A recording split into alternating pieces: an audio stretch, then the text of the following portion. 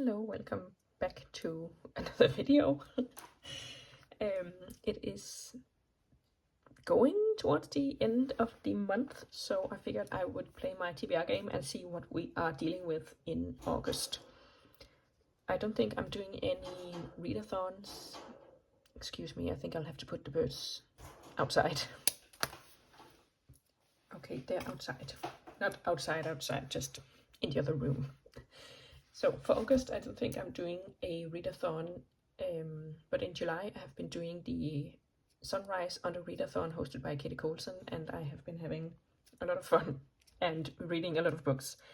Some of them on my TBR and some of them not, so let's see how we were doing. I just finished A Sky Beyond a Storm yesterday, I think. The Undertaking of Heart and Mercy I have not even started yet. I finished the bookbinder from Jericho. I have not started The Prophet, but I did finish Among the Beasts and Briars. And I have just started the little guide to mortgages. And I have also, I think I'm like halfway through British. I haven't read any of these because they have not been available to me yet, so I will have to wait for those. But I did also read Into the Drowning Deep for Herkiet. And I'm doing Herkiet, but that's not really a readathon, it's a year-long challenge. So for Eldia, all of these are year-long challenges, so I don't really count them as readathons, like monthly readathons. But for Eldia, I was reading The Healing Season of Pottery, and for the buzzword, I read Among the Beasts and Briars, because I think it was supposed to feature animals. And for Storograph, it was British. And I think I might be able to finish that one, but I'm definitely not going to finish my entire TBR because there are like 2 full books on here that I haven't even started yet. So we are taking the long way round the campus this month. So let's do our first roll. A 3.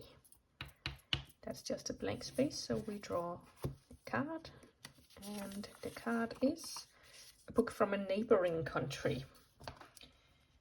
Okay. Neighboring country. I am in Denmark, so I would consider neighboring countries being like the UK, Germany, Sweden, and Norway. That is like all the way around. So let me have a look and see what I've got. For this, I am going to pick Her Majesty's Royal Coven by Juno Dawson. This is fantasy, but it is set in England, so I would consider that a neighboring country. So let's just put this over here and move on. That was a 2. So we go right back to the beginning because we need to go back to the library for more research. And before we do that, we pick a book. And we have LGBTQIA. So let us see what we have. I'm going to pick The Phoenix Crown by Kate Quinn and Janie Chang. It doesn't really say on the back, but I googled it and it does say that it's supposed to be LGBT, so here's to hoping. So we are right back at the beginning, so let's start again. 6. At least we are past that one, and we have a beautiful cover. I'm going to pick The Comet Seekers by Helen Sedgwick, because this is a really beautiful cover. It has sort of like a embroidered effect, and I really like that. So let's go again. 4, and we have to go the long way around. So let's see. Oh, this is so sticking together, but this one was on top. A non-fiction about the environment. Okay, let me have a look. I'm going to pick this book. It's basically like telling you old methods for a sustainable lifestyle also in the city. And it's not like completely about the environment, but it does have a focus on a sustainable lifestyle, so it counts in my book. Let's just move on. 4. Another pull. And that is a book featuring water. This is a book about a explorers, 9 big explorers, and this is the cover picture, so I'm going to assume that they are exploring via the seas, and that is going to count. All right, a 5. That is, oh no, that's here. Forgot we had to go the long way. So a book from a different place. Okay, I'm going to pick the Hunjian Murders because these books are set in Japan, and that is very much a different place from Denmark. So that will count for that, and we will move on with a 1. All right. And Women's History, a non-fiction featuring women's history. All right. Okay, I think I'm going to try to get this one, In Defense of Witches, because I have heard, I think Jean from Jean's Bookish Thoughts talking about it. Jean's Thoughts, what's her channel name? Talking about it, and it sounded quite interesting. And this is a recommendation list from readbetweenthespines.com about, I'll show you, 30 non-fiction recommendations for Women's History Month. So if you want more recommendations, you can look at that. And otherwise, we will just keep going. I think we're about halfway, maybe. Wow, that was a 1. So Women's Liberation Movement, historical fiction featuring women. Okay, we are really moving into the women studies part of this game. And I think I'm going to use The Women by Kristin Hanna, because what could be more on point? But this is about a woman who goes to Vietnam because her brother goes there, and she goes to look for him because I think he goes missing or something. I have a bit of a love-hate with Kristin Hanna because I read The Nightingale and I didn't really like it until the end. But then I really enjoyed it. And then I tried to read The Great alone and hated it. I DNF'd it. Just was not for me. So I guess we'll see where I end up with this one. 4. And another one. So 4 or more colors on the cover. Okay. For some reason I pulled like a couple of books that I really want to get on, but they only have 3 colors on the cover, so I guess I'll have to go pull some more. I am going to pick A Fragile Enchantment by Alison Saft, because there is blue, purple, gold, brown, and I think that's gray. Okay, here, that's gray. So it definitely has more than 4. There's also white. Yeah, definitely counts. To be honest, I cannot remember why I picked this one up. But I think I did read A Far Wilder Magic by the same author, and it was so for me. So I guess we'll see where we end up with this one.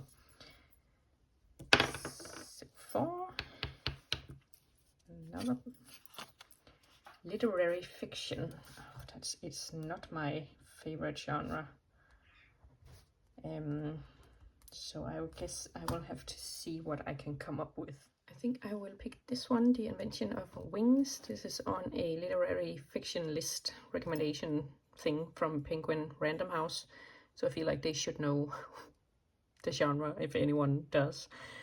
But I also kind of feel like a lot of the books on this list are a little bit like, some I would call historical fiction, some I would call dystopia, some I would call, what's there, romance on here? Like,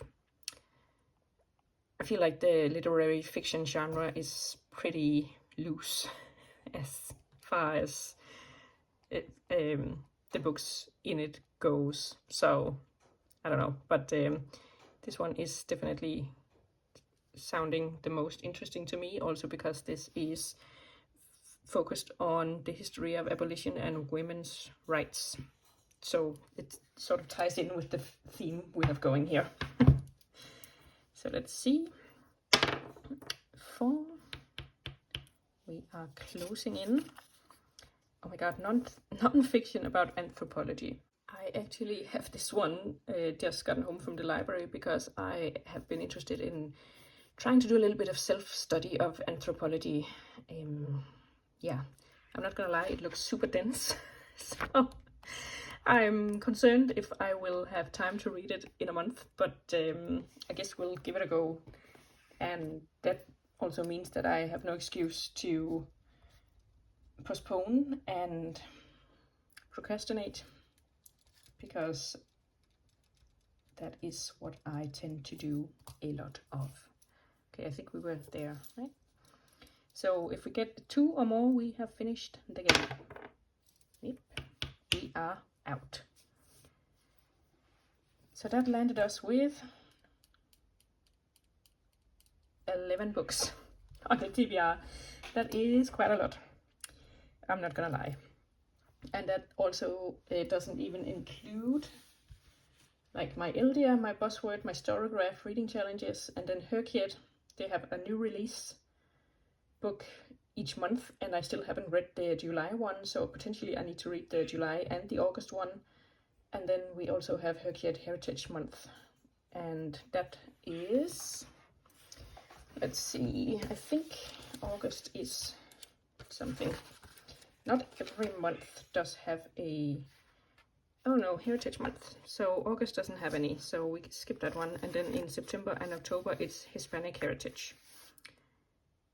And honestly, when I'm looking at this, I can't remember if she said that we could find our own heritage things to follow, and these were just her suggestions. So potentially I should find something heritage in August. I think I'll have to brush up on the rules for that specific prompt. So these are most of the books, and some of them are pretty dense or long or both. But there's definitely also some fun, interesting books that I'm interested in reading, and also this one should be hopefully pretty fast. So let me know if you are participating in any readathons and what you are planning to read in August, and I'll see you soon with another video. Bye!